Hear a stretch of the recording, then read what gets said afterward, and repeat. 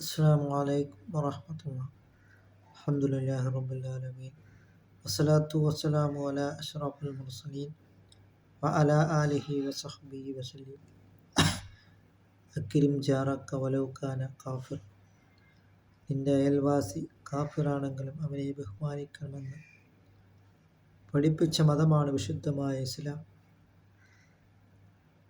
അയൽവാസി വിശന്നവനാണെന്ന് അറിഞ്ഞുകൊണ്ട് വയറു നിറയ്ക്കുന്നവൻ വലൈസ മിന്ന, അവൻ എന്നിൽപ്പെട്ടവനല്ല എന്നാണ് സയ്യിദുനാ മുഹമ്മദുർ റസൂലുള്ളാഹി സ്വല്ലല്ലാഹു അലൈഹി വസല്ലമ തങ്ങൾ പറഞ്ഞിട്ടുള്ളത്.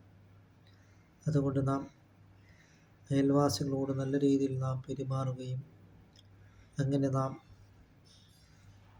അത്തിഉല്ലാഹ വ റസൂലഹു, അല്ലാഹുവിനെ റസൂൽ കരീം സ്വല്ലല്ലാഹു അലൈഹി വസല്ലമ തങ്ങളെയും വഴിപ്പെട്ട് നാം ജീവിക്കുവാനും നാം ശ്രമിക്കുക.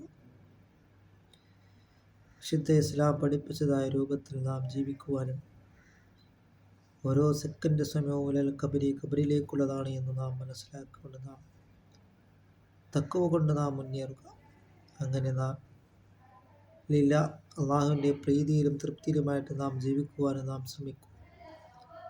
അതുകൊണ്ട് സയ്യിദുനാ റസൂൽ കരീം സ്വല്ലല്ലാഹു അലൈഹി വസല്ലമ തങ്ങൾ പറയുകയാണ്, ഒരു സുപ്രയിലേക്ക് എല്ലാവരെയും വിളിച്ചു.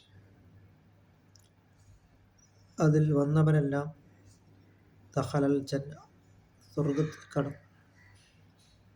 ആ സുപ്രയിൽ ആഹാര സാധനങ്ങളുമെല്ലാം ഒരുക്കി വച്ചത് അല്ലാഹു തആലയാണ്. അതിലേക്ക് ക്ഷണിച്ചത് അനദാഇ, ക്ഷണിച്ചത് ഞാനാണ് എന്നാണ് സയ്യിദുനാ റസൂൽ കരീം സ്വല്ലല്ലാഹു അലൈഹി വസല്ലമ തങ്ങൾ പറഞ്ഞിട്ടുള്ളത്.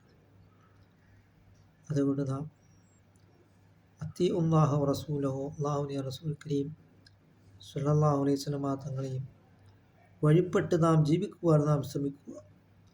അല്ലാഹു തആല നമ്മുടെ എല്ലാ സൽക്കർമ്മങ്ങളും അല്ലാഹു തആല കബൂലാക്കുകയും ചെയ്യുമാറാകട്ടെ.